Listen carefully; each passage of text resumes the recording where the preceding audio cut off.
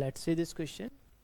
Dear student, for a satellite to orbit around the earth, which of the following must be true? तो क्या सही है वो हमें बताना है यहाँ पे। भाई कोई भी सैटेलाइट है, यहाँ पे क्या कॉन्सेप्ट यूज होगा, सैटेलाइट का कॉन्सेप्ट यूज होगा। भाई सैटेलाइट कैसे मूव करते हैं, ठीक है, टाइम पीरियड क्या होगा, ऑर्बिट क्या होगा। मेनली यहाँ पे ऑर्बिट की बात हो रही है, ठीक है।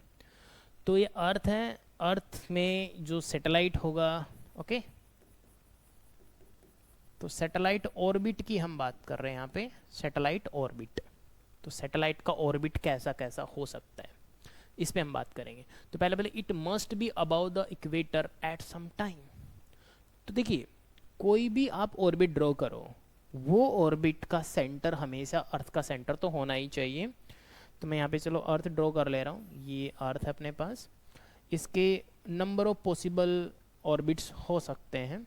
मैंने बोला कि ऐसा ऑर्बिट, ऐसा भी ऑर्बिट पॉसिबल है। एक सेकेंड, बिल्कुल पॉसिबल है ऑर्बिट। ऑर्बिट ऐसा भी हो सकता है,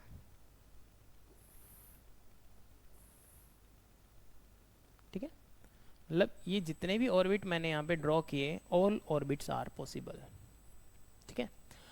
इन सभी ऑर्बिट्स में क्या चीज़ कॉमन है, सारे इक्वेटर से को तो क्रॉस करेंगे ही करेंगे एटलीस्ट एक बार, या फिर इक्वेटोरियल प्लेन में तो हमेशा इक्वेटर के ऊपर ही रहेगा। तो पहला पॉइंट क्लियर है। तो इक्वेटर यहाँ पे शो करना चाहूँ तो इक्वेटर को चलो शो कर दे रहा हूँ मैं यहाँ पर, ये इक्वेटर हो गया अपना, ठीक। तो इक्वेटर को एक बार तो क्रॉस करेगा, इसमें से कोई भी ऑर्बिट चूज कर लो आप। ये इक्वेटोरियल प्लेन में है, ये तो डेफिनेटली इक्वेटर के ऊपर ही रहेगा। ये वाला 2 बार इक्वेटर को क्रॉस करेगा, ये वाला भी 2 बार इक्वेटर को क्रॉस करेगा, ठीक है। तो किसी एक टाइम पर तो इक्वेटर के ऊपर रहेगा ही ना भाई। तो चलिए पहला ऑप्शन की बात करें, it must be about the equator at some time. तो डेफिनेटली एक बार तो आएगा ही आएगा, तो पहला ऑप्शन तो करेक्ट है। दूसरे की बात करते हैं यहाँ पर, it can not pass over the pole at any time. Pass कर सकता है, तो भाई ये वाला ऑर्बिट देख लो ना, ये वाला जो ऑर्बिट है ये पोल के ऊपर से पास कर रहा है। भाई ये ऑर्बिट पॉसिबल तो कैन नॉट बी, तो मतलब ये रॉन्ग हो गया, ठीक है। तो बी गलत है, it can not pass over the pole at any time. Pass कर सकता है, कोई भी तो ऐसा ऑर्बिट हो ही सकता है ना, हमने दिखाया अभी। अभी बात करें, it's height about the earth surface can not exceed this. भाई रेडियस ऑफ अर्थ से ज़्यादा कुछ भी हो सकता है, भाई रेडियस ऑफ अर्थ ना हो उसके अलावा कुछ भी हो सकता है। तो रेडियस ऑफ अर्थ अपने पास कितना है, रफली इतना, दिस द रेडियस ऑफ अर्थ, इससे ज़्यादा है तो पॉसिबल है। तो about the surface can not exceed this, तो ये रॉन्ग हो गया। अब बात करें, it's period of rotation must B this.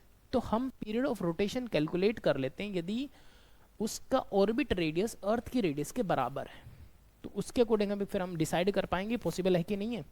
तो चलिए हम बात कर लेते हैं कि भाई ग्रेविटेशनल फोर्स लगेगा, कितना लगेगा, Gm/m/r²। राइट, सेंट्रीपिटल फोर्स को क्या लिख सकता हूँ, mr⍵²। तो यहां से मैं ओमेगा स्क्वायर को क्या लिख सकता हूँ, omega square can be written as Gm/r³। Alright, तो यहां से ओमेगा की वैल्यू कितनी आएगी, √of Gm/r³। तो ये वो एंगुलर स्पीड है जब radius of the orbit is greater than equal to r, radius of earth. तो वहीं पर पॉसिबल है। तो मतलब वो टाइम पीरियड व्हेन हम बोल देंगे when small r is equal to capital R, तब टाइम पीरियड क्या आएगा, 2π/ω। और हम इसको लिख सकते हैं 2π √of Gm/r³, जिसको आप लिख सकते हैं 2π √of G/r। मीन्स इसको मैं थोड़ा रीअरेंज करूं तो मैं इसको लिख सकता हूं 2π √of r/g। मतलब ये टाइम पीरियड से कम टाइम पीरियड पॉसिबल नहीं है, क्योंकि ये तो अर्थ का सरफेस पे हो गया, जस्ट बाउंड्री, उससे कम तो कैसे पॉसिबल है ना। ऐसा ऑर्बिट पॉसिबल है ही नहीं जिसमें orbit radius less than radius of अर्थ हो, है ना। तो ये हम ध्यान रखें। तो ये जो टाइम पीरियड आएगा इसके कॉरस्पॉन्डिंग, ये time period minimum time period है, इससे कम टाइम पीरियड का सैटेलाइट पॉसिबल है ही नहीं। तो देखिए 2π √r/g, जी क्या, acceleration due to gravity at the surface of earth. तो ये अपने पास क्या हो गया, करेक्ट हो गया। मतलब सैटेलाइट लॉन्च करो, उसका टाइम पीरियड इससे कम नहीं कर सकते, this is the minimum time period, alright. तो इससे ज़्यादा ही पॉसिबल है, तो मतलब it's period of rotation must be greater than this, where R is the radius of earth. तो this is the solution of this question. Thank you.